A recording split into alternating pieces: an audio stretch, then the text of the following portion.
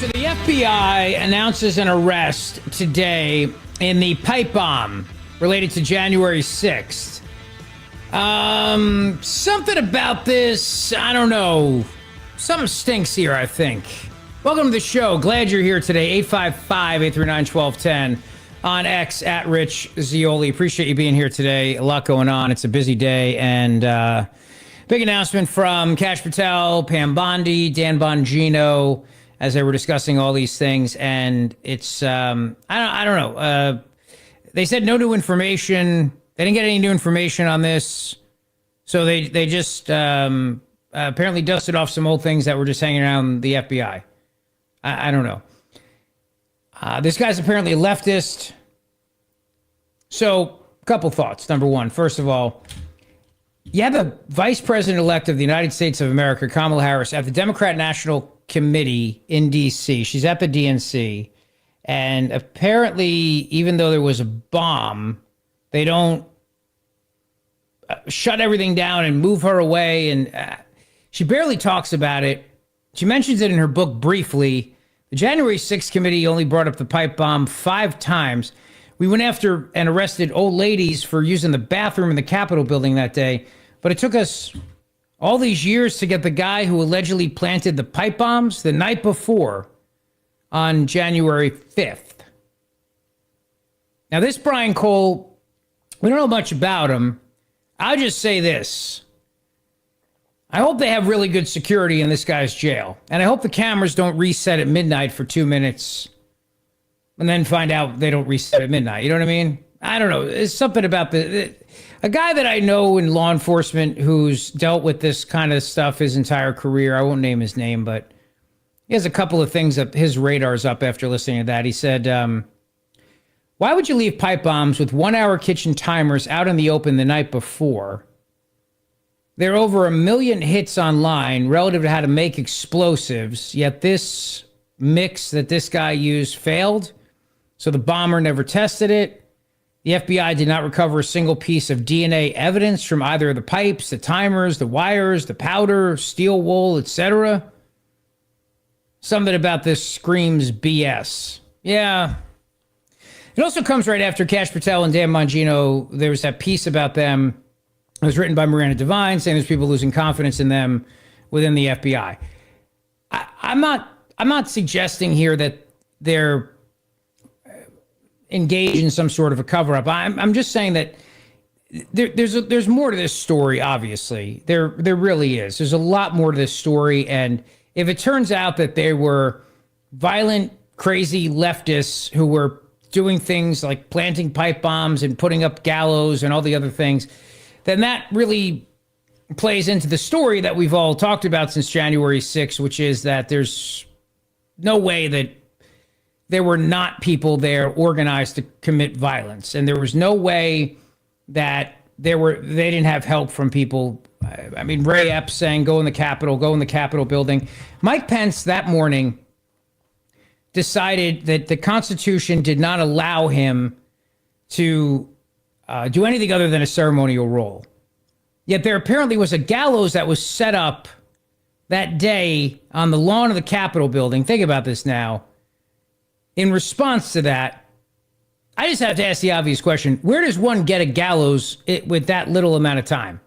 It's like, okay, you get angry at the vice president. You're going to get a gallows. Where? What 24-hour store in D.C. sells these things? Does Amazon deliver this by drone? How does one come by a gallows that quickly?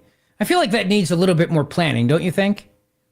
And if you were planning this to put a gallows up to try to say you're going to hang the vice president of the United States of America because he's not going to go along with rejecting the Electoral College results, but that decision's not announced until the morning of, yeah, I'm not buying that either. We don't have any answers on that. The whole thing just it just screams inside job, doesn't it? All this stuff, it really does. It screams it. And based on the announcement today, and I get it, we're excited that we have somebody in custody. Good, except I just don't know if this is the whole story here. I don't know if this guy that they have in custody was is really A, the guy, B, was acting alone, C, and we don't know if there's a, because Julie Kelly, who's been all over this story from day one, points out a couple of very interesting things. Number one, you don't actually see him planting the pipe bombs. You see him going by the court. He's got his hoodie on. The bombs are discovered the next day by this woman who winds up getting a proclamation from Madison, Wisconsin, because that's where she's from. Her name is Carlin Younger. She was working with the government on a project there. It was called the First Net Project, a communications network dedicated to first responders. She goes out to do the laundry or something and sees this pipe bomb just sitting there. She thinks it's garbage at first, realizes it's a bomb, goes over to the Republican National Committee because the first place she went wasn't open, tells a security guard there. He says, he comes over, he looks at it. They call the cops come. Then they realize there's another one by the DNC, and that's where the vice president-elect of the United States of America, Kamala Harris, is at the time. It's January 6th, 2021. In hindsight, they all talk about how this was far bigger than just people simply kicking in the windows of the Capitol building. But the day of, they don't evacuate everybody and say there are bombs in the nation's capital. Maybe this is a huge attack. Maybe this is, they just carry on with business as usual. It's like, oh yeah, we found a couple pipe bombs. All right, now go on with your business. Go about your day. That doesn't make any sense at all. No way does that make sense. You find these objects in the nation's capital the day the president of the United States is getting inaugurated, the day that the other president, or not inaugurated, excuse me, the day the president of the United States of America is giving a speech, the day that the incoming president is about to be certified by the Congress of the United States of America from the Electoral College perspective. The president had offered up 10,000 National Guards. The vampiric one, Nancy Pelosi, had said no. You remember there's that video where she tells her daughter, she says, this is on me. This is my fault. This is my responsibility. I should have had better people there. I should have had this secured. You have the sergeant at arms and the head of the Capitol Police. They're both saying that they were told to basically stand down that day. Ray Epps is the night before out there telling everybody tomorrow we go in the Capitol. We go in the Capitol. That guy is then treated by the media as a poor victim of alleged conspiracy theories, and nothing ever happens to Ray Epps. And you've got bombs in our nation's capital, and they just carry on like business as usual. 2 bombs in our nation's capital, one right by the vice president-elect of the United States of America. I don't know. I've never really understood that. I've never believed that. It was almost like they got the bombs and they were like, yeah, but this is kind of the thing. We're going to say there were bombs. But they don't go off. There are timers on them. They're placed the night before. Apparently, she says, this woman, this who discovers the bomb, says she found it and it was going to go off in 20 minutes. There's 20 minutes to go, like something out of a James Bond movie. So you're literally about to have a bomb detonate in Washington, D.C. That doesn't call an all-out response bigger than anything you could ever possibly imagine? I don't know. And the key takeaway of Bondi is that she says today that this none of this was based on any information. It's just a cold case which languished for years. There was no new tip. There was no new witness. Just good, diligent police work and prosecutorial work. So you mean to tell me that on the day that the left has compared to Pearl Harbor and 9/11, and when I say Pearl Harbor, I mean literally the proclamation for the woman who found the pipe bomb, they say that January 6th is a day which will live in infamy. That's the exact quote that President Franklin Roosevelt used after Pearl Harbor. On Wednesday, January 6th, a day which will live in infamy. So we spend all this time and all this government resources locking up people for walking through the nation's Capitol building, but there's not an all-out, full-on government response to figure out who is planting bombs. And the day of, they're not shutting down the nation's Capitol, even though we're still under this heightened watch since 9/11 about terrorism. And in fact, you think about it, it's not as if on January 6, 2021, we were still not checking people at airports. We still weren't doing TSA stuff. We were still on heightened alert. We're always on heightened alert. We live in a heightened alert society. So not since 9/11 have we found, at least as far as I know, bombs in our nation's capital. This would be the first time since that happened. Think about it, where you've got bombs found in our nation's capital, and they're like, go on with your business. Go on about your day. And that's kind of how it happened. She was able to go back into her apartment because the whole point is that when she left her coffee pot on, and then they evacuated her building. The next day she goes back in the building. The coffee pot's still on. It didn't blow up.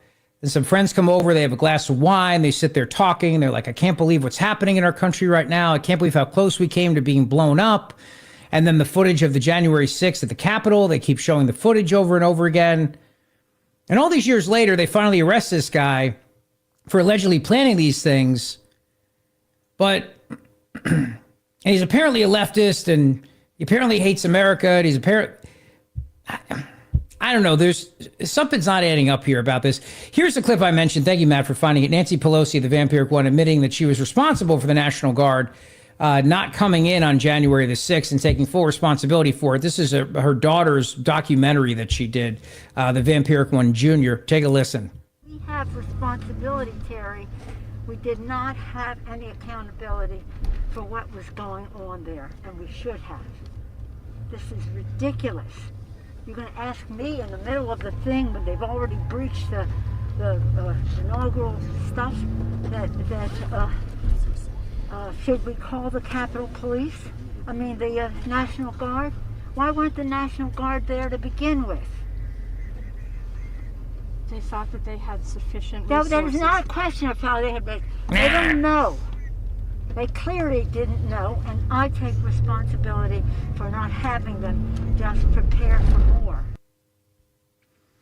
You should take responsibility. And the people who are in charge, the Capitol Police, the chief, who still blames you to this day for not taking responsibility, absolutely still blames Nancy Pelosi that day and saying that they were told to stand down and that they didn't have enough people there, that they were woefully unprepared for all these things. All right, so there's bombs in our nation's capital for the first time since September 11th, 2001.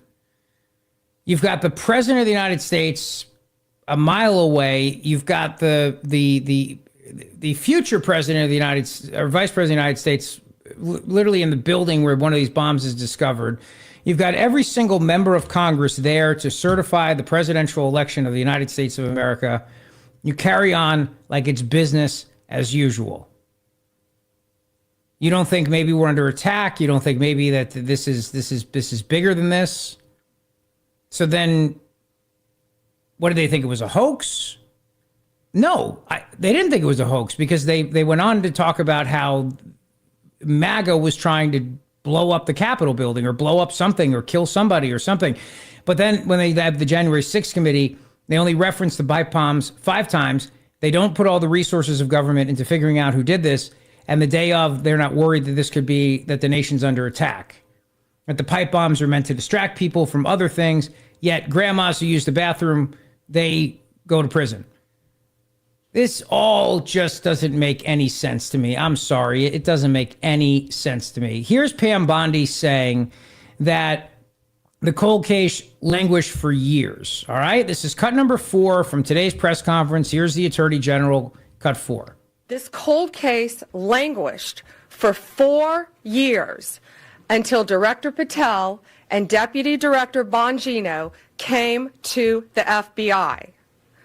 The FBI, along with U.S. Attorney Pirro and all of our prosecutors, have worked tirelessly for months, sifting through evidence that had been sitting at the FBI with the Biden administration for 4 long years.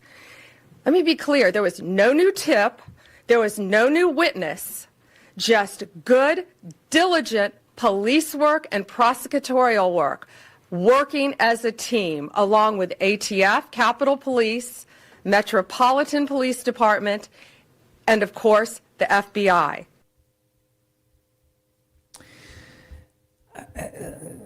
So all this stuff, all this evidence, everything's there, just sitting there. It's just sitting there in a box, and it's just kind of hanging out. And then they decide to go arrest this Brian Cole guy. Like I said, I hope Brian Cole has security in prison, in jail. I really do. Now they say there's still going to be search warrants that are pushed out. There's still going to be other things, but this guy has possible anarchist leanings.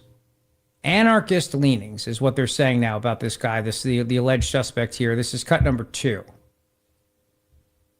Helicopter right here. This is very heavy police presence at the home of the suspect they have identified in the DC pipe bomb probe. So this is a live look from the Fox 5 DC helicopter as you see in a cul-de-sac. The FBI now at the home of this suspect. And we were learning more earlier as we were hearing from the FBI after they announced that they made an arrest in a nearly 5-year-old investigation into who placed pipe bombs in Washington, D.C. before the January 6, 2021 riot at the U.S. Capitol. This arrest marks the first time investigators have settled on a suspect in an act that has had a long investigation by law enforcement and also led to some conspiracy theories. Those pipe bombs were placed on January 5th, 2021 near the offices of the...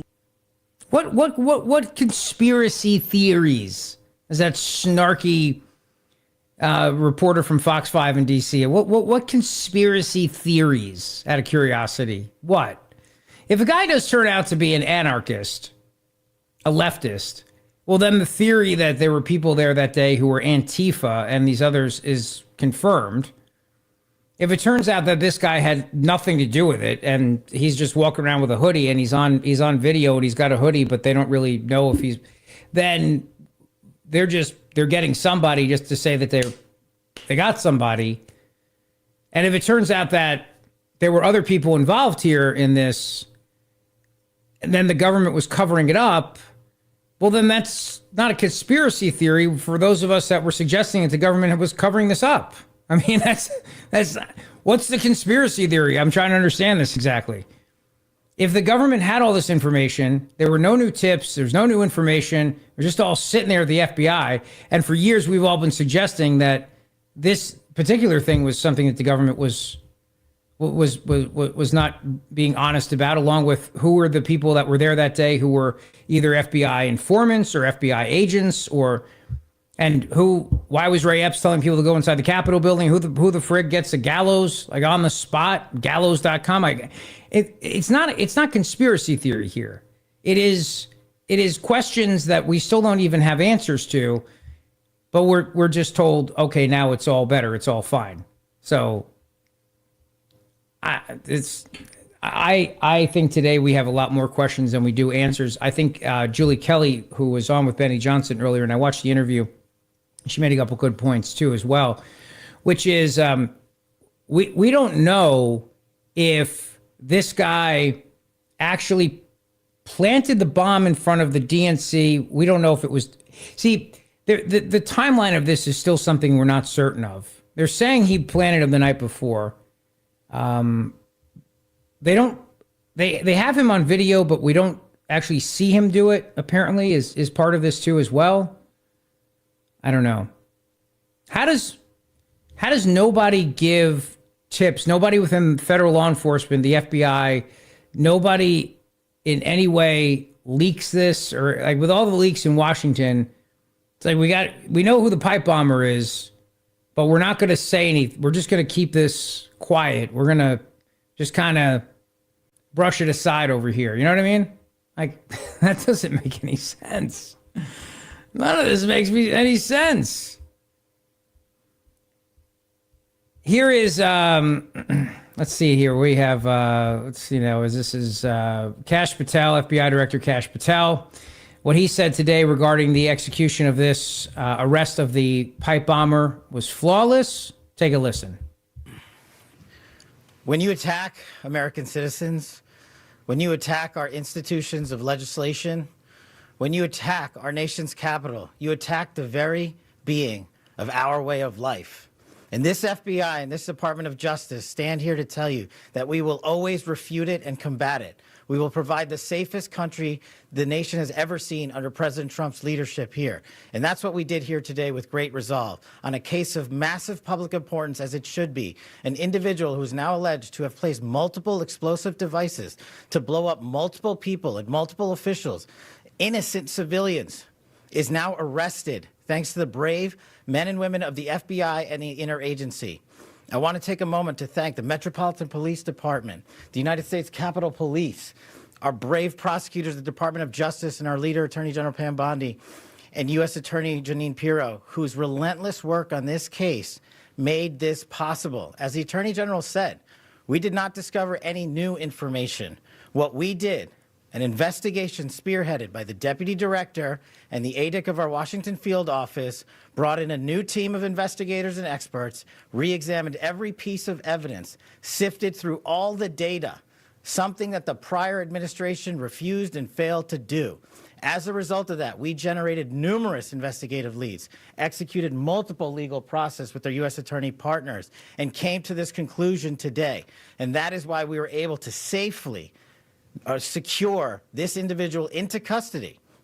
Remember, we are dealing with an individual who is alleged to have made bombs. We cannot do this sort of takedown in haste because it endangers the lives of law enforcement. And this FBI will never allow the lives of law enforcement and our prosecutors to be put in jeopardy. Yeah, I don't know. There's something about this too that bothers me about this, and that is that I guess apparently the grandmother of this guy was on earlier today on ABC 7 or ABC, saying the family's completely shocked by his arrest. The family's in disbelief of his arrest, saying they haven't gotten much information from the authorities. We don't know anything. As this guy was arrested, this Brian Cole. So there's a couple possibilities here. Possibility one, obviously, is that this guy is this radical Antifa guy, and they covered this up because they wanted it to just seem like January 6th was Trump and Trump supporters and MAGA, and not anything to do with radical lefties and Antifa spreading fear and chaos and everything else. That's number one. The only problem with that theory, though, is that if the goal was to spread fear and chaos, and you've got pipe bombs, don't you shut the entire freaking city down? Don't you go on level 1 lockdown? Don't you scare the bejesus out of everybody? Don't you ratchet it up if that's the goal? Just merely finding a couple pipe bombs, just being like, we found them, like tire irons, you know? Theory 2, of course, is that this is not the guy. Theory 3 is that this was coordinated by people who were looking to create chaos, just like with the undercover FBI informants who were staging the plot to kidnap Gretchen Whitmer, and then the FBI goes and arrests all these people, and it's like, well, they were just a bunch of people just kind of talking on their couch, drinking beers, until it was this undercover FBI guy who essentially now pushes them towards taking action. And the Ray Epps and everything else. In other words, not sounding like a conspiracy theorist, but was there a coordinated effort among people within the government to make everybody believe that Donald Trump, MAGA, everybody else was doing all these things? And then if that's the case, then they sit on all this information. It's just sitting there in the Capitol. It's just in the FBI and everything else like that. It's just there for the taking. I don't know. I guess the only hole in that theory, from my perspective, is that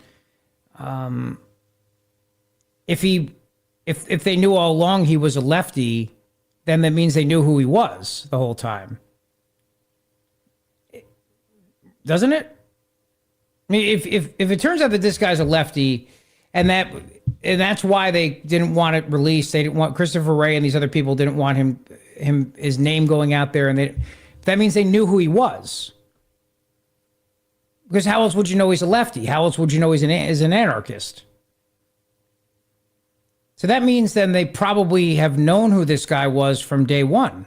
If there's a cover up involved here. Otherwise, it's what, just laziness at the FBI? Dan Bongino said today there was no new tips, there was no new information. Pam Bondi says there's no new tips, there was no information. The case was solved internally. It was all there. It was all just sitting there. Okay, so it's either laziness, incompetence, or be a cover up. But if it's a cover up, then that means that they would have known the guy's identity if this is the guy, because they were covering up the fact that he was a lefty and he was Antifa, so they didn't want people to know that.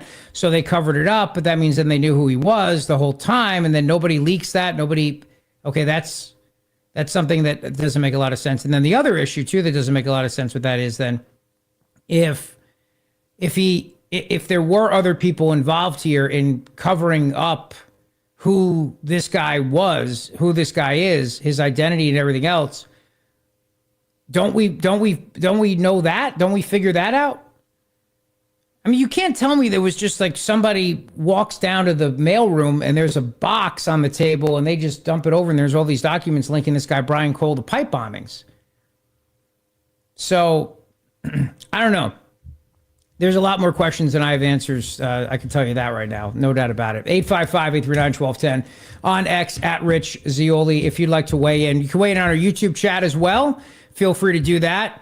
Give your thoughts, give your opinions. So you got lots of different ways. You can even call the show. 855-839-1210. And that's the big story of the hour, brought to you by Dr. Mike Veneria Dental. Go see him today for your perfect smile. 2 locations to serve you, Siddaminson and Woodbury. Dr. Mike is the best. He'll give you the smile of your dreams, the smile you deserve. VeneriaDental.com. Coming right back.